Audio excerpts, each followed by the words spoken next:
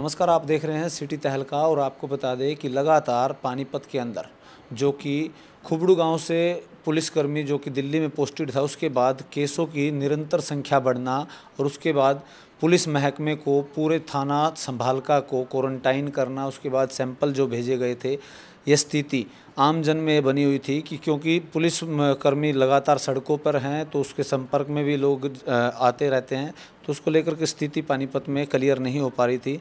इसलिए आज खास बातचीत कराएंगे इस पूरे मामले पर। हमारे साथ सीएमओ संतलाल वर्मा जी हमारे साथ हैं, उनसे जानकारी लेंगे कि क्या रिपोर्ट्स आई हैं और उसको लेकर के क्या स्थिति आप कंट्रोल में कर रहे हैं। सर, सबसे पहले जो रिपोर्ट थी पुलिसकर्मियों की 22 रिपोर्ट्स जो भेजी थी, उनका क्या रहा सर? उन सभी की लैब रिपोर्ट्स प्राप्त हो चुकी हैं और ये अच्छी बात है कि वो सारी की सारी नेगेटिव हैं।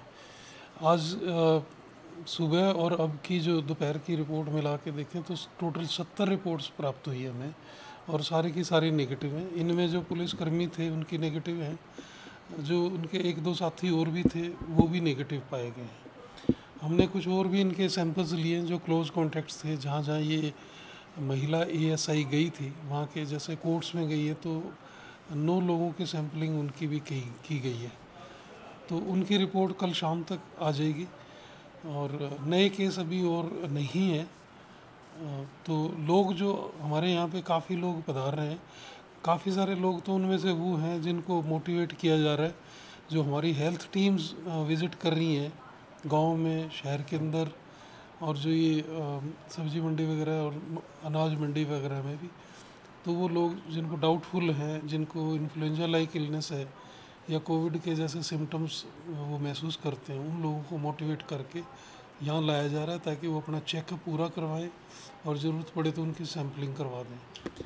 पुलिसकर्मी है सर, जो पुलिसकर्मी थे 22 पुलिसकर्मियों का सैंपल लिया गया था, लेकिन 50 के करीब जो है उनको यहाँ पर आइसोलेट किया गया था, जिसको क्वारंटाइन किया गया था, तो उनके भी सैंपल लिए जाएंगे सर? हमने 22 पुलिसकर्मी जो लिए थे उनकी रिपोर्ट नेगेटिव आ चुकी है। इसके अलावा जो थाना समालखा के 40 पुलिसकर्मी, जिनको हम ये कह सकते हैं कि वो सेकेंडरी कॉन्टैक्ट थे, जो प्राइमरी के तो नेगेटिव आ चुकी हैं रिपोर्ट्स, सेकेंडरी कॉन्टैक्ट्स हमने ऑब्जर्वेशन में रखे हुए थे, अभी उनकी सैंपलिंग नहीं की गई है और वो सारे तंदुरुस्त हैं। उनको अभी भी आगे और रखेंगे, ज़रूरत पड़ने पे उनके करवा देंगे। रीसैंपलिंग भी हो सकती है? रीसैंपलिंग आवश्यकता के अनुसार करवा सकते हैं। तो वो महिला का मुजरिम को लेकर के मेडिकल संभालका और पानीपत के सामान्य हॉस्पिटल में भी पहुंची थी, तो उसको लेकर डॉक्टरों की भी कितने डॉक्टरों को क्वारंटाइन किया है और उनके सैंपल लिए गए? उनमें हमारे एक डॉक्टर वहाँ बताते हैं, लेकिन वो सिर्फ उनको कोई चीज़ हैंड ओवर की थी डॉक्टर ने, जिससे कोई डाउट बनता नहीं है कि उसको कोई ऐसा इन्फेक्शन हो सकता है। फिर भी एहतियात के तौर पे उसको फैसिलिटी क्वारंटाइन कर दिया गया है। तो अब जो एक जुरासी गांव में झगड़े की बात आई थी, आपके पास भी सूचना मिली थी, तो उस बारे में क्या प्लान किया है स्वास्थ्य विभाग द्वारा सर? हमने पुलिस को रिक्वेस्ट की थी और हमारी हेल्थ टीम भी विजिट कर रही है वहाँ पे, जो कोई सस्पेक्टेड मिलेगा उसकी टेस्ट करवा देंगे हम। तो अब संख्या पानीपत में यहाँ जो है सैंपल की लगातार बढ़ती जा रही है, उस स्थिति को लेकर के स्वास्थ्य विभाग की क्या तैयारियाँ? हमने अभी अपने सिविल हॉस्पिटल के अंदर ही 18 रूम्स हैं प्राइवेट वार्ड के, वो सारे के सारे हमने आइसोलेशन के लिए ले लिए। तो हमें इसकी मदद मिलेगी, कुछ हमने स्टाफ जो फील्ड का है वो भी यहाँ पे लगाया है, ताकि जो मरीज़ इस तरह के या सस्पेक्टेड केस जो दाखिल करेंगे उनकी संभाल की जा सके।